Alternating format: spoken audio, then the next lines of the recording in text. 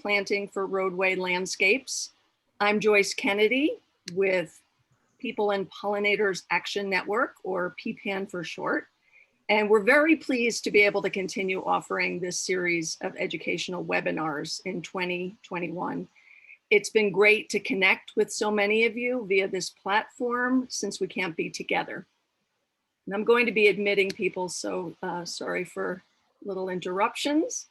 PPAN is an advocacy organization, and we're working across Colorado to educate and improve policies to better protect pollinators, people, and biodiversity. We want to increase safe habitat, improve land management practices, and reduce pesticide use for the benefit of people and pollinators.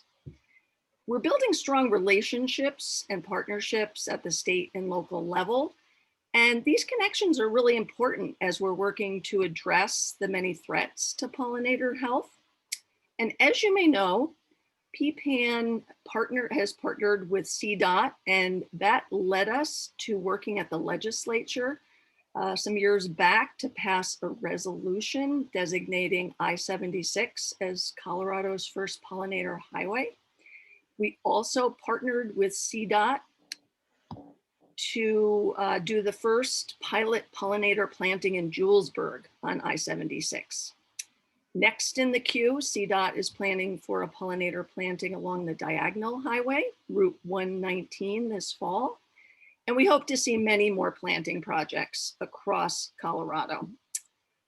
We encourage you to advocate for pollinator plantings with your state and local officials. Also want to mention that we are supporting the creation of a new pollinator license plate this year. If you've not already signed the petition, I'm going to put the link to do that in the chat box. And at the end of the month, we'll close out that petition and work with legislators to introduce a bill to create the plate. And that will be when the legislature reconvenes in mid-February. So please sign the petition and let your Colorado legislators know that you're in support of a new special plate to help protect pollinators. So we are lucky to have Ilene Flax and Jason Roth with us today. Ilene has been practicing landscape architecture on the Front Range for over 20 years. She has a background in ecology and has focused her work on the technical aspects of design and construction in the development of ecologically functional landscapes. And Jason is a PPAN board member, and he'll be giving an update and fielding questions about the CDOT PPAN Pollinator Highway Partnership and his work at CDOT. He has a strong passion for environmental science and has worked as an environmental project manager, wetland ecologist, hazardous materials lead for the Colorado Department of Transportation for over 3 years.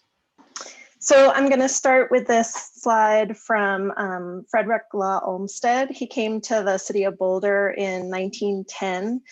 He was hired as part of a city beautification movement.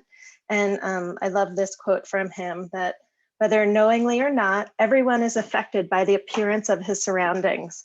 And one of the most important factors to be taken into account in all municipal improvements is the influence which their appearance has upon the mental and nervous condition of the people. As with the food we eat and the air we breathe, so the sights habitually before our eyes play an immense part in determining whether we feel cheerful, efficient, and fit for life, or the contrary. So these landscapes have an impact on all of us.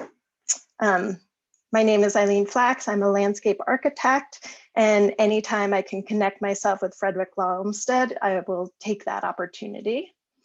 I was really excited by this project that the city of Boulder was wanting to work on because it had so many technical aspects to it, and because it has such far-reaching impacts. So today I will talk a little bit about the nature of transportation corridors and roadway landscapes, and then talk about plant selection for those landscapes, and speak about landscape types. And a landscape type is a combination of the plants and water and how it's maintained. And then I'll talk a little bit about stewardship in those landscapes.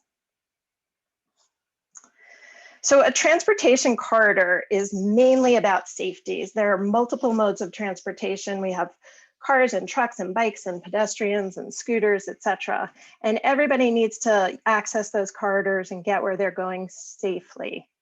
And then some of those corridors also include landscapes, and they can be in the medians or on tree lawns, which is on the sides of the roads, sometimes in traffic circles. And not all of them are cared for by the same groups. So these are our civic landscapes, landscapes that we share, that are simple and timeless. They extend into every neighborhood, so we kind of connect through them, and they connect us to one another and to nature in our daily lives. Again, these are places that are about safety. They have to support safe movement of all the different modes of traffic. They have to support sight lines so people can see other vehicles and pedestrians and see where they're going. And then maintaining them has to consider safety for the maintenance crews who are going to be caring for those areas. They are harsh environments. They are typically hotter and drier than the rest of the areas adjacent to them. And in our semi-arid climate, that means that they're quite dry. They're inundated constantly by road spray and road salt, and weeds that are carried by vehicles and people are constantly inundating them. And then they're also isolated from other landscapes and fragmented in little pieces. Nonetheless, they have the ability to be multifunctional, to support trees and habitat, soil health, including carbon sequestration. There are places where water can infiltrate even in the roadway and support water quality. They support erosion control. And finally, they can support our mental health and have economic benefits as well. So these landscapes are all part of supporting our shared quality of life. And I've been thinking about how in the family, when we have difficulty interacting with one another, sometimes we can interact through a family pet and kind of connect to one another through that. And there's a way in which these landscapes can be a piece of, even if we as a community have difficulty connecting with one another, we can connect through these landscapes as well. So the project was initiated because of a number of changing conditions that spurred this. So one of the big changing conditions is about the messaging, that these landscapes convey meaning. And typically the roadway landscapes have high consumption landscapes. They use a lot of the typical bluegrass or planted medians use a lot of water. They tend to be maintained heavily, so a mowed lawn regularly or maintained plantings. And then they tend to also consume herbicides as well. And so all of that high consumption landscape, there's an aesthetic to that we as a community have gotten used to, and it's not really appropriate. It probably made a lot of sense in England, but it doesn't make that same kind of sense here. And so we want to have landscapes that actually demonstrate that we use resources wisely, that we are putting in appropriate plantings and not watering them over much and not maintaining them that much. And so there's an aesthetic that's connected with that. And it's going to take a little bit of shifting to get our whole community on board in thinking about these landscapes as appropriate and aligning these landscape ethics with the aesthetics of it. And I will come back to this message at the end of my talk. So some of the other conditions that we're changing have to do with all the components of the landscape types.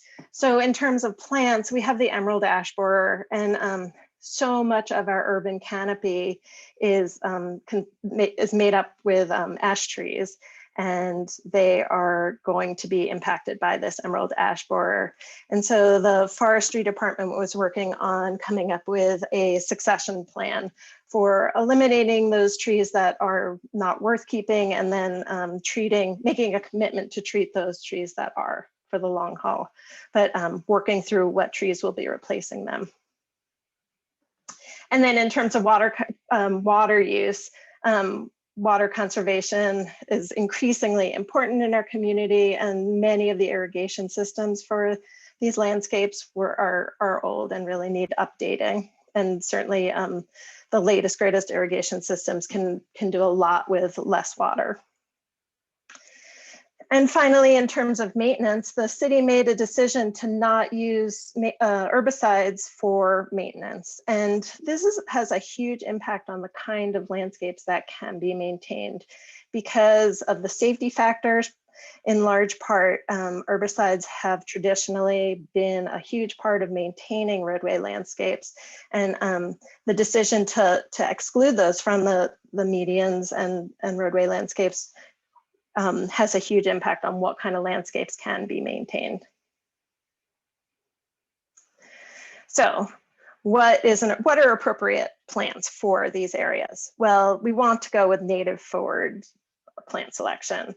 The natives are sort of a shortcut to saying that we're providing ecosystem services, because we know if a plant has evolved with this place, that there's also all of the pollinators and animals that supports. And so it's kind of a shorthand to high ecosystem service.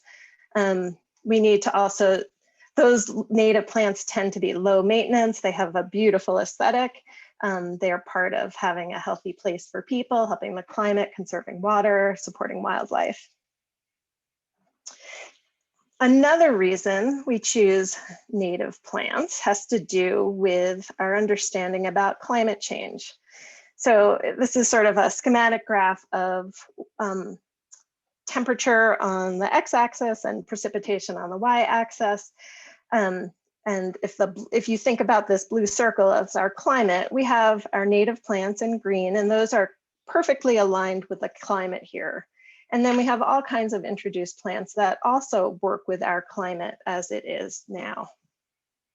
But as our climate shifts in unpredictable ways, our native plants are going to remain resilient. They'll continue to be adapted for this place, while the introduced plants may shift out of being resilient in this area as we move forward.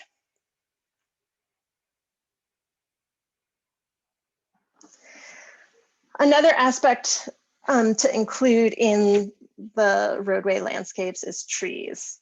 The Urban Forest Strategic Plan went through an extensive community process where trees were considered very high value, and that they want to include trees in every public space that we can. They support the ecosystem services in lots of different ways, and so they're valued highly. And then the other thing about trees is that they really help to transform what's a street into a place and give a street a character and a feeling and make it a place that you want to be. So trees it was decided that trees would be included wherever possible. However, there aren't any trees that are native and appropriate for urban settings. Our large trees like willows and cottonwoods have weak wood, and so they create their own safety issues. The smaller trees like chokecherries and serviceberries, gamble oaks, create objects within the roadway because the mass of the plant is down low, and so they block sight lines and create a safety issue that way.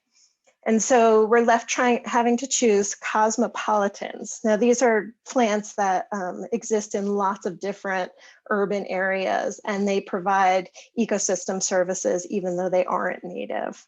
And so the city of Boulder has a list of trees, the best trees for Boulder, and those tend to be trees that are either from kind of nearby or well adapted to this area. The thing about planting non-native trees is that irrigation is required for all of them. And so these medians have a commitment to being irrigated for the long haul. And that means that we can expand our overall palette somewhat because we are making that commitment to irrigation, and we can use the irrigation system to flush in the spring, flush some of those salts that have accumulated through the year, and we can use that irrigation to support a wider palette of trees, of plant material. So we defined a series of landscape types that are appropriate for the roadway landscapes. And again, that is a combination of the kind of plants that are included and then how much water they require and how much maintenance they require. And so I'm going to talk through a few of these different landscape types that we identified. First is Urban Prairie, and I will give a shout out to the Butterfly Pavilion and the Urban Prairies project there. Amy Yarger's work with the Restoration Master Volunteer Program is a tremendous asset to our whole community, and they use such a good name that we just glommed onto that. So the Urban Prairie landscape type includes trees, and including trees makes a city livable, and then includes prairie ground covers, grasses, and forbs that are adapted to the climate. And so putting these together, we actually end up with a novel landscape. This is something that doesn't really exist in nature, where you'd have prairie grasses and trees. And so we're creating something that's new, that's part of our city.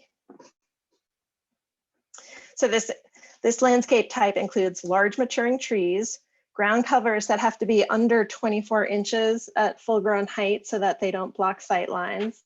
Again, using a native forward palette, choosing plants that are salt tolerant. And then we have to balance the irrigation system because those prairie ground covers don't like to have as much water as the trees do. And so setting up irrigation systems that support tree irrigation while not putting too much water on the ground covers. Primarily, the ground cover is grasses, and a prairie soils will contain a deep bank of seeds, all kinds of different seeds that are kind of laying dormant in the soil, waiting for the right conditions. And so we want to seed with a mix that has that great variety so that it will come in when the conditions are right, they will thrive. And so we're looking for an aesthetic that's patchy kinds of grasses, all different kinds of grasses, a mix of cool and warm season grasses, and then including fast growing species to quickly establish and outcompete weeds. And so these are two different seed mixes that might be appropriate in different areas that follow those criteria. And then in addition to the grasses, we will include forbs. And so this is pollinator-friendly flowers that have sequential bloom time. So there's something blooming throughout the year. And one of the important things here is that these plants are seeded in, that they're plants that grow well and easily from seed. So they're kind of bordering a little bit on being weedy, but supporting all of our pollinators and then being able to sustain their own populations by self-seeding through time. And so these are a few of our favorites.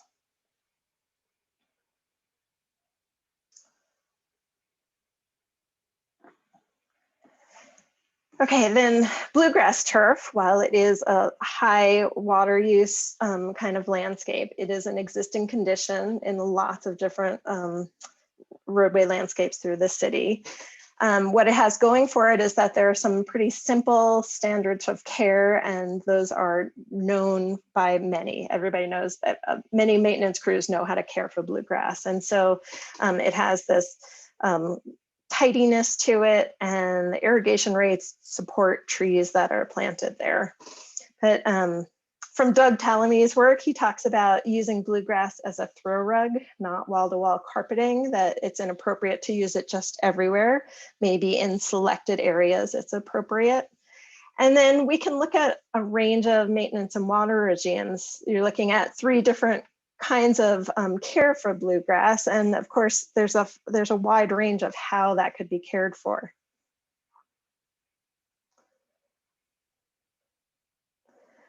But we can also look at introducing plants within that bluegrass turf that will support our pollinators. And so we're looking again to a series of cosmopolitans. These are typically not our natives because they're not going to like the amount of water that's on a bluegrass lawn, even if it is a kind of lower rates. Looking at these cosmopolitans, forbs that will take the kind of mowing regimes that we have on bluegrass and also grow from seed, but also support our pollinators. And I like this image from a Ruth Krauss illustration that grass is to have on the ground with dirt under it and clover in it. With the rise of suburbia in the 1950s, when people were planting lawns, if you went and bought grass seed, it had clover in it.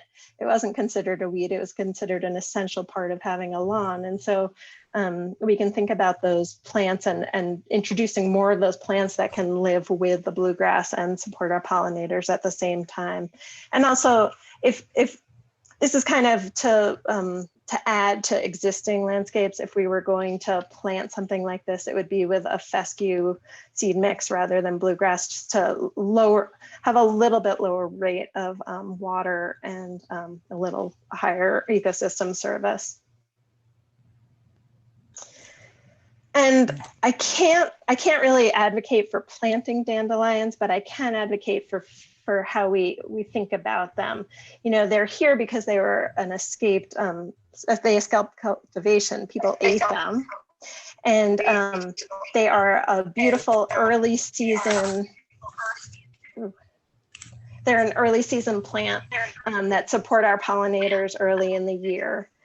And then this last spring, I made, can somebody mute your mic?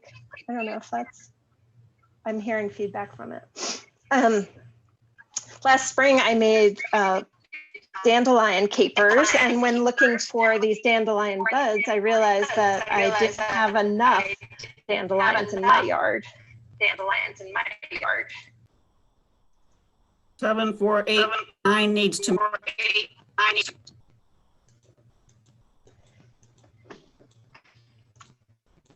Okay, so Xeric planting. Oh, really struggling with that. Ilene, let's make another announcement. Can everybody please mute? We're getting some feedback. The host should be able to mute him. Yep, I'm looking for them. I think we're good now. Thank you. Okay, so Xeric planting. This is all the different kinds of combinations of planting, and there are so many criteria that these plants need to adhere to. Clearly, the right place for the right plant for the right place. Bulletproof plants that can be drought tolerant, salt tolerant, low maintenance, and outcompete weeds. We want a native forward plant selection and pollinator-friendly flowers so that we have a range of plantings and flowers from one end of the season to the other, and also have year-round interest, so including evergreens as well. The appropriate mature size is really critical. It can't be too big. It has to be under 24-inch height so to not block sight lines. And then we need to make sure that it's not going to spread too far because it can grow over the roadway. And also the maintenance crews have a tendency to shape them into balls if they're going to grow outside the edges of the median. So it's important that they don't have to take on that aesthetic. It typically doesn't work with native plants. And so based on all of the criteria and the level of care that the Xeric plants, that putting these plantings together require, this is a good opportunity for volunteer efforts when they are located on low-speed roads. And my garden club cares for one of these medians, and a couple times a year we all put on vests and put out cones and go. It really requires bending over, and so the safety pieces of it are really important because you need to be not in danger and looking at what you're doing. So here are some of our favorite Xeric plants that are appropriate. The Plant Select program has been really important for this palette because they've selected for a lot of smaller varieties of plants. And so those can really help us get native plants into these areas while meeting those size criteria. And again, the Mahonia right now is just looking so beautiful, the red color, even in these stark wintry days. So here's that list of landscape types again, and I just wanted to point out sort of the bluegrass as this higher level of water and maintenance. The pollinator turf is a little bit lower, and then the urban prairie, which is kind of these plantings that include trees. It's very similar to native turf as well. Native turf doesn't include the trees. And if you look at the xeric plantings, you see that maintenance regime, it really takes a lot to maintain those kinds of landscapes here. And so we want to push more towards the grass-based landscape types. Okay, I'm coming back to this message about messaging and the aesthetic. And so in thinking about how we shift the aesthetic, I think that it's really this group that shifts that aesthetic, right? The folks who are really interested in all of the repercussions of what the landscapes provide. We can be instrumental in shifting that aesthetic and how our community understands our landscapes. And so here are some things that you can do. One is to model boldly.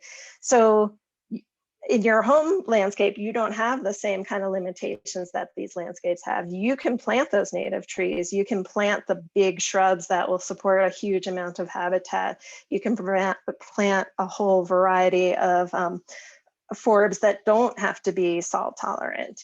And, you know, just being able to see things that look beautiful and have those models really helps the world around you see it differently. And then when you have these landscapes that you're responsible for, go ahead and hang out there and talk about them to everybody who goes by. I have a neighbor who greets everybody, and you know, she kind of makes them just stop and see what's going on in her yard, points out the beautiful whatever it is that's flowering then. And it makes a really big difference to have somebody with that kind of enthusiasm just talking it up. And then when you see someone else doing it, go ahead and compliment them and talk about it with them as well, right? Engage them in it.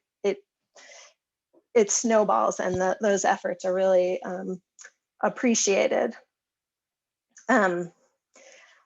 My garden club is a neighborhood organization. We meet monthly, and it includes the whole gamut of gardeners, from people who are just figuring out which end is green to master gardeners. We share information about plants, we share plants, we ask questions, we connect with one another. It is such a good way to build community and to connect with one another, and again, to foster this very responsible aesthetic and ethic connected to it. And then again, contact your elected officials. They hear squeaky wheels, so tell them what you like, tell them what's going on that's good. They need to be responsive to us, these local officials, and they want to hear about the good things, and so tell them about those good things. And then think about where else you can be a steward. There are other landscapes that you have an impact on. Schools, particularly private schools, preschools, and those kinds of places are very open to creating landscapes that are more supportive of habitat and pollinators. Businesses, you know, a lot of businesses will just hire a landscape crew and they will just do whatever they're told to do, but you may have a voice in that you can shift what they're caring for and make a difference there. And then religious institutions have a long history with community gardens, and you can build on that or extend that to more native friendly plantings. And I just want to put a plug in for this book that's been very influential in the last year of my life. Robin Wall Kimmerer's Braiding Sweetgrass. She does a beautiful job of talking about the importance of our understanding ourselves as stewards of the landscape and owning that piece of who we are, gaining that piece of our humanity. we recommend it highly. So that is the end of my talk. Thank you so much for your time. If you have questions, go ahead and put them in the chat as we turn the conversation over to the CDOT piece. And if you think of something later on, you're welcome to email me with questions as well. Thank you so much, Ilene. That was wonderful. Next up, we have Jason Roth from the Colorado Department of Transportation. And when Jason's ready, go ahead and share his screen and get going.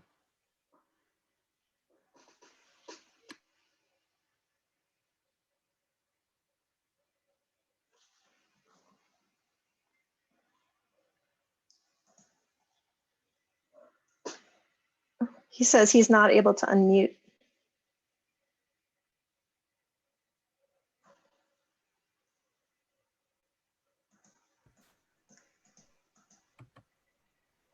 Okay, can you hear me?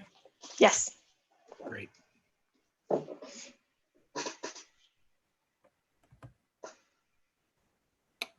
All right, so thank you, Ilene and Joyce.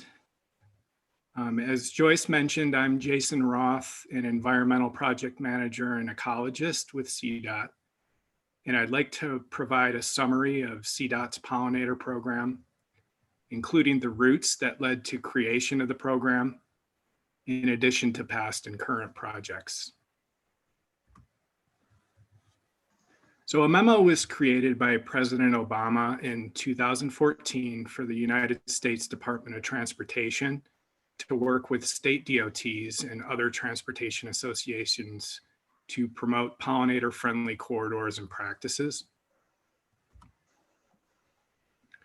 And then state legislation was subsequently passed in 2017, recognizing that pollinators benefit native ecosystems and agriculture, to raise awareness and increase education about the importance of pollinators, and to implement integrated roadside vegetation management to implement pollinator beneficial right-of-ways internally and with partners.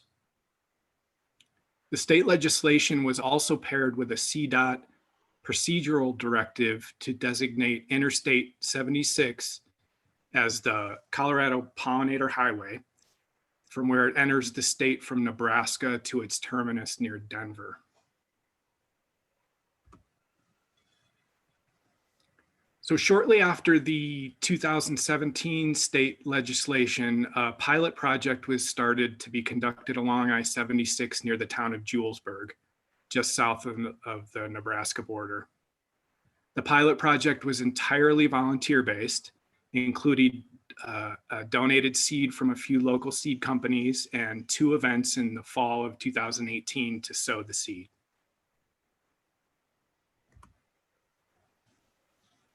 In preparation for the October 2018 volunteer event, CDOT conducted soil sampling and plant surveys the previous summer to determine baseline conditions along the corridor. A plant list was then developed requiring that the plants in the seed mix must be native to the state, adapted to the local ecosystem, tolerant of dry conditions and saline soils.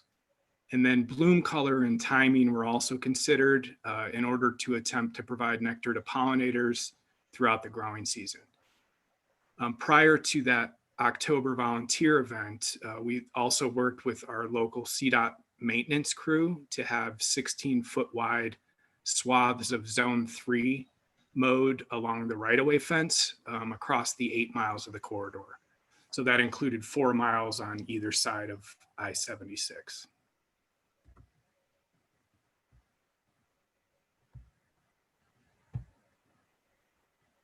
Okay.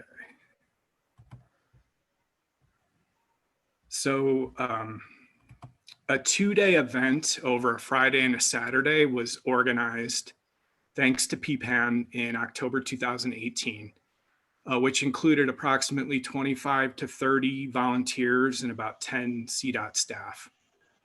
After safety and seating training provided by the CDOT team, the volunteers were broken up into 3 groups, each with at least 1 CDOT leader. and then driven in a series of vans to different locations along the corridor. The teams then dug away vegetation and a thin layer of soil within the mowed swaths, sprinkled seeds into the bare spots, and then replaced the soil and tamped it down. And then they moved on down the line. So the volunteer teams ended up seeding about 2¼ miles, which amounted to about 4 1/3 acres over the 2-day event. So we did have some seed left over after that 2-day volunteer event. So we again worked with the CDOT maintenance crew to utilize a drill seeder that had recently been acquired. So a day was scheduled the following month in November 2018. And we worked with a tractor operator from the maintenance crew to sow the areas along the corridor that weren't seeded by the volunteers. So we were able to drill the remaining 8 miles of the corridor in addition to the perimeter of the Colorado Welcome Center out there. We ended up drill seeding over 4 acres and a little less than 6 miles.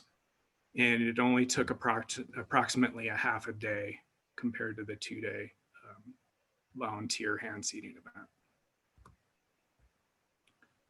So this slide shows the 8-mile corridor, and it depicts the hand seeded areas in yellow versus the drill seeded areas in orange.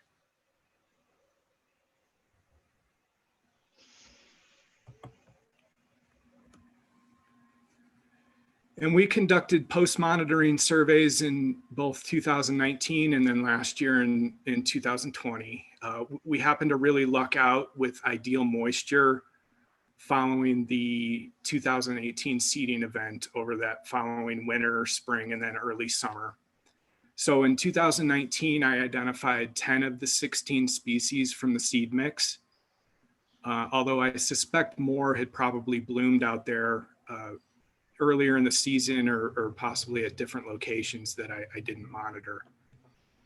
There weren't as many wildflowers observed in 2020, but we also had quite significant more drought conditions last year than the previous year in that area. And common or annual sunflower was by far the most observed plant from the seed mix in both monitoring years, which makes sense. It does well after disturbance, and it's an early successional species which does well in the area. So we decided to make the next pollinator project this stretch of the diagonal highway due to the extraordinarily wide center median, also its popularity as a commuter route, and also for the benefit of adjoining farms and nearby open space.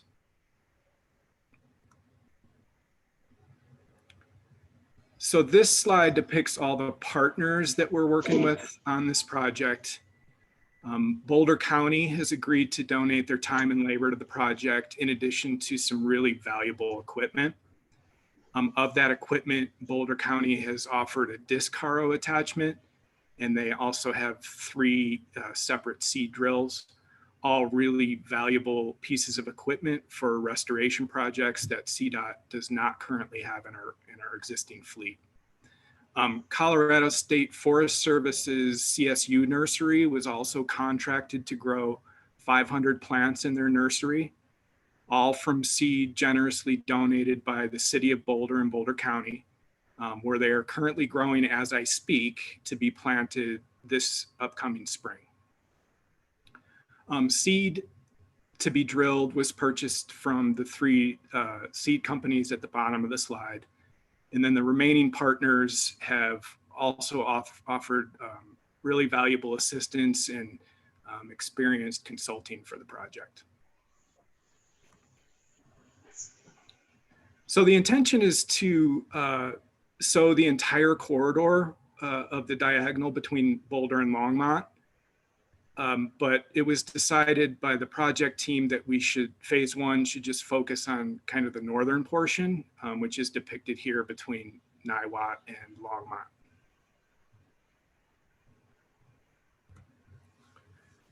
So this slide also depicts the project corridor. And it might be kind of hard to see, but there's some green lines on there, and that represents the intention, the project area where we intend to prepare and then drill seed 10-foot wide swaths along the corridor.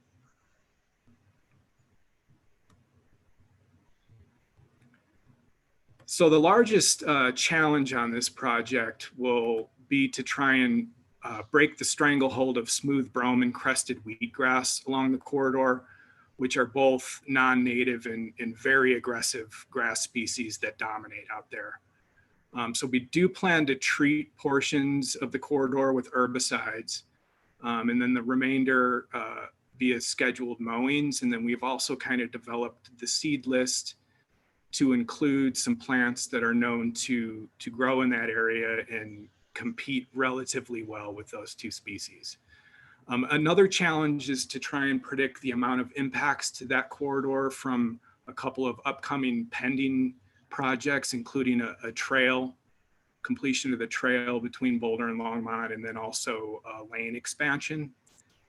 So we don't want to install plants in the locations where they'll end up being dug up or excavated in the next couple of years.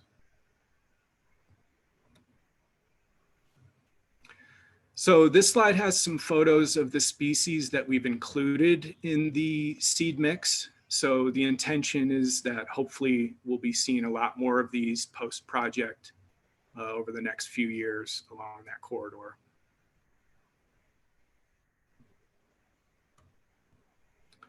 And then here's some more photos of the seed that was donated by the city of Boulder and Boulder County that are currently growing in the CSU nursery.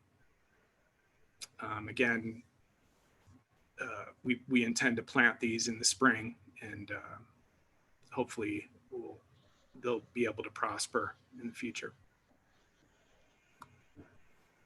So I'd like to take the time to thank you for attending my presentation, and also to thank all of the partners who have helped out and consulted on these projects.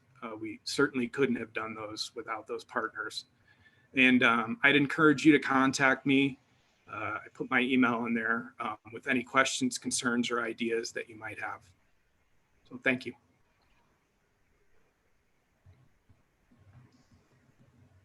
Jason, thanks very much. Ilene as well. And we're going to address, there's some questions in the chat, and we're going to get to those in a second. Just wanted to put in a little plug. If you did enjoy this webinar, please do consider a donation to support PPAN's efforts to protect people, pollinators, and the planet, and also so that we can continue this informative webinar series. And you can donate to PPAN at peopleandpollinators.org. We will distribute a short survey following the presentation and a link to the PPAN YouTube channel. If you can take a few minutes to fill out the survey, it's really quick. Then we can continue to improve our content and also address issues that people are really interested in. And we did record, of course, today, and we'll send a link to our YouTube channel such that you can actually subscribe to that and know when we post it, but we will do that within the next couple of days. If you did sign up for the webinar, you will be on our email list. You're welcome to unsubscribe, but we will put you on it. That we have a monthly e-news chock full of information about our events and pollinators and healthy environments. And then, of course, the next webinar, which we will usually have a webinar each month. So now we'll have time for a few questions, and I'm going to look at a few that I have queued up here already. I do see there were some good discussions, a lot of talk about milkweed and maybe a better name for it. I see Monarch's Delight and maybe using the Latin name. So that's kind of interesting. And there was a question if milkweed is part of the accepted plant list. And I don't know if that was for Ilene, for Boulder, or Jason, but maybe you can both just address whether that's an acceptable plant in your for your corridors. You want to go ahead first, Ilene? Sure. So the list that we put together are suggested possibilities. It doesn't exclude anything. And so we're open to having them. It would certainly be an appropriate species in the urban prairies and native turf landscapes. It is funny about the word weed. I read a book once that talked about when the settlers came through, everything was named weeds, and they named all the animals after the wrong thing. Prairie dogs are not dogs, and prairie chickens are not chickens, and they're just so confused that everything got misnamed. Yeah, and the milkweed are a huge part of the current diagonal project that CDOT's working on, as well as the previous project near Julesburg. So we had, like I had said, we have 500 plants growing for a live installation this spring. And I think 200 of those are showy milkweed. And then we also have 50 swamp milkweed to go in the wetland areas. And then we also have the showy milkweed in the seed mix. So we've got quite a bit of that. It's a great plant for pollinators and obviously for monarch butterflies too. There's a discussion also about herbicides being persistent in the soil and the potential for them to be taken up by plants. I think people can read the comment about a random study in somebody's city about neonic levels in urban trees. I mean, we certainly know that neonics are taken up in plants, and that's a concern. Of course, Boulder made the choice not to use pesticides with their project. CDOT does need to use some herbicides. You know, I think just in opening up that conversation, we're aware of some of these habitats not being pristine, not being perfect, that we don't have many of those spaces really. And so we do need to make some adjustments for some of these really difficult weeds that are difficult to remove by hand. So I don't know if either of you want to address that as well. Yeah, sure. I can speak to that a bit. Just on a personal level, I don't use any herbicides in my own landscape garden or anything like that. And I did bring that up to our project team, and we've got a couple of great partners on this diagonal project that we're working on that have a lot of experience in this type of restoration. And I brought that up, and I had concerns as well about using herbicides, and the more experienced members of the team said that there is no way that this project would be successful without their use. If any of you know that area, that stretch of the diagonal, it is completely dominated by smooth brome and crested wheatgrass, and without somehow breaking that stranglehold or that monoculture that those species have, it's just likely not going to be successful or possible without the use of those. We are doing some control areas where we're going to try and control those species strictly by mowing, and then tilling up those areas, planting those species, and then not using herbicides. And they're kind of a control areas to compare versus the treated areas. But I was told by some experienced restoration ecologists that it really would be fruitless to try and conduct this project without using herbicides to control those species. Thank you. Mention of hackberry trees. Are they of interest to you? They're a great tree. We plant them in almost every project. They're a great tree. Very appropriate for this location. Great. This is more of a comment from somebody that works for a municipality, that the challenge of transitioning away from bluegrass areas, and that not many contractors are skilled in the maintenance of these new types of landscapes. So it does make it hard to hire out for a municipality. That's exactly right. It's very easy to just hire for taking care of bluegrass. And so there's an additional level of training, but everybody does appreciate learning new skills. And so if you can make that investment in a company or in a person, that's a positive investment for our community. Yeah, I agree that there needs to be much more education, and PPAN is working and trying to figure out ways to do that.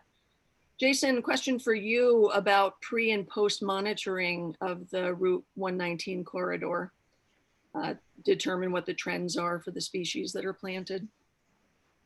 Yeah, sure. So that was a vital part of this project, as well as any project, I think, are to conduct pre-project monitoring, because that's the most useful, is to determine which native species already grow out there, and in this case can compete with the smooth brome and the crested wheatgrass. So we have done that. I've extensively walked that entire corridor, not only for this project, but for other projects. So like I said, we've done extensive pre-project monitoring to determine the baseline conditions and to inform our seed mix.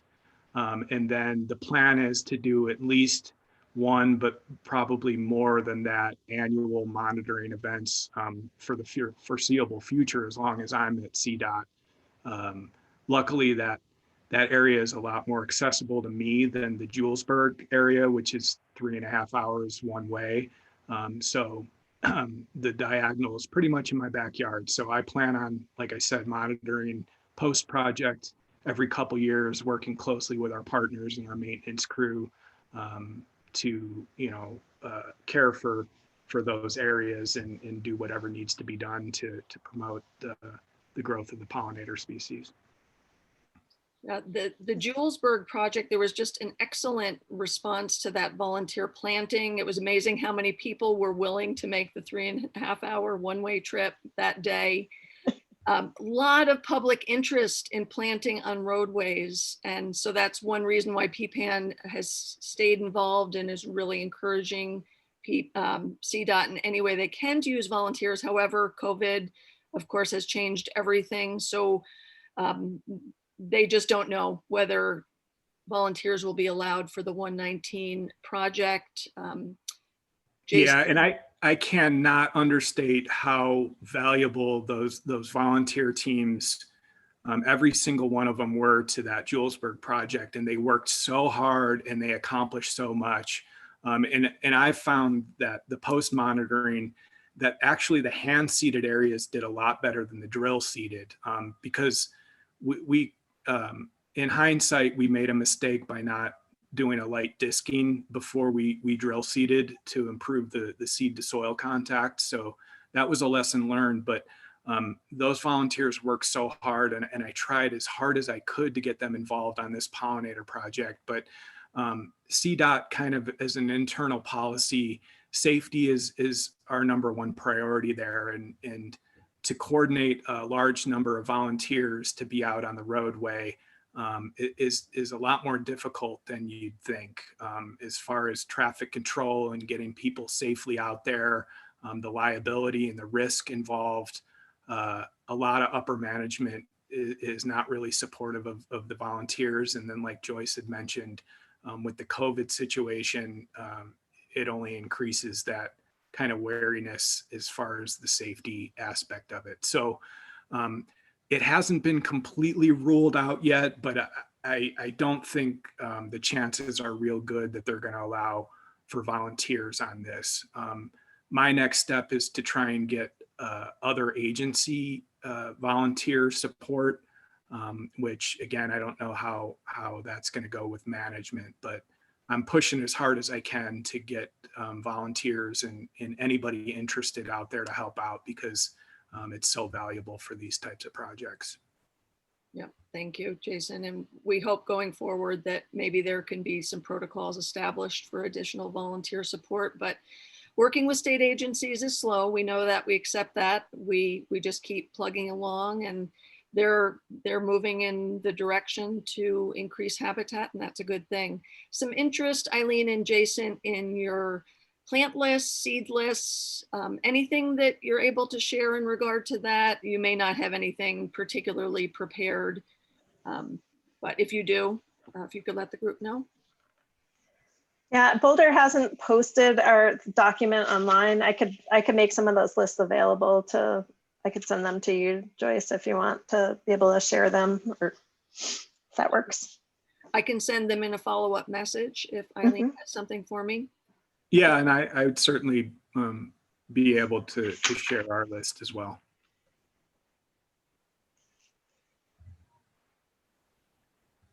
Have you considered adding hairy golden aster to your seed mixes? It can be hard to obtain commercially, but is handy and drought resistant. That is a good one. That's a good choice. Yeah, I believe that might be part of our list. I'm pulling that up right now. Yeah, so lots of interest in volunteering here. We'll certainly keep you posted if anything changes in that regard this year or next. It will be fall that the 119 planting does happen, so at least there is a little more time for CDOT to think about that. Yeah, that's for the drill seeding. We are planning on actually planting the 500 live nursery grown plants this spring.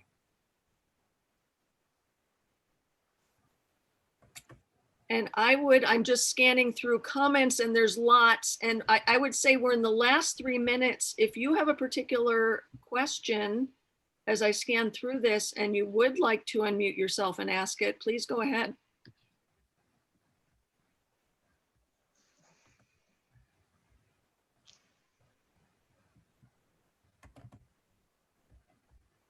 Definitely more interest in what kind of herbicides, pesticides are being used. I guess am I on mute? We can hear you. Okay, could you also, with the list of plants, could you send information on the best way to prepare sites and plant the seeds as well?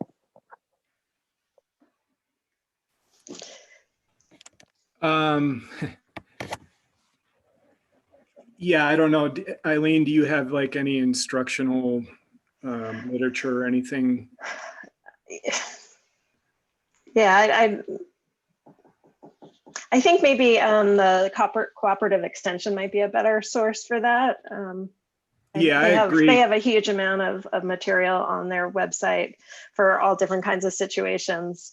You know, for planting in a roadway, you're not going to be planting in the roadway. You probably want something that's more for a different kind of site. And I think they're a really good resource. I'm along the roadway, so I was thinking about doing that. And I have 2 acres and I want to have a prairie, so yeah. Yeah, if you want to reach out to me directly, I can kind of share with you the strategies and the procedures for how we do it at CDOT. There's also some good resources like your local extension, like Ilene had mentioned, and things like that. But yeah, I mean, it's a little different when you're talking longer corridors, but I can certainly share whatever information you're looking for if you contact me directly. And then I did pull up our seed list. So we do have the hairy false golden aster on our seed list for the diagonal project. Can I ask a question? Go ahead. This goes back to it sounds like what Jason was saying is that glyphosate is going to be used, and that's as a rule. But I just wanted to help introduce the topic of neonicotinoids, because they operate in the same way that Roundup does, in that they make the flowers poisonous to pollinators. And Xerxes Society just did a study in California and found almost all hedgerows were both toxic to all pollinators because they had glyphosate and neonicotinoids in them. So just wanted to really encourage soil testing so that what you have is a real safety barrier for pollinators, and not just something that looks pretty but is quite deadly. Thank you for that, Terry. Yeah, thanks, Terry. And we did miss the season. They were supposed to start treating last fall for this diagonal project, but because of the conditions, they couldn't do that. So that will start up at least sometime probably early summer of 2021. So that gives me a little bit of time to do that research, and hopefully we can come up with maybe some alternative herbicides, not neonics, that might be effective. But I'll certainly bring that up to the team and see if we can develop some alternative strategies. Well, again, everybody, thank you so much for attending today. And thank you to our presenters, Ilene and Jason, and for everyone for tuning in and your great questions. Sorry, we couldn't address them all, but please do follow up if you have additional ones. Stay safe, and we hope to see you all again soon. Thanks.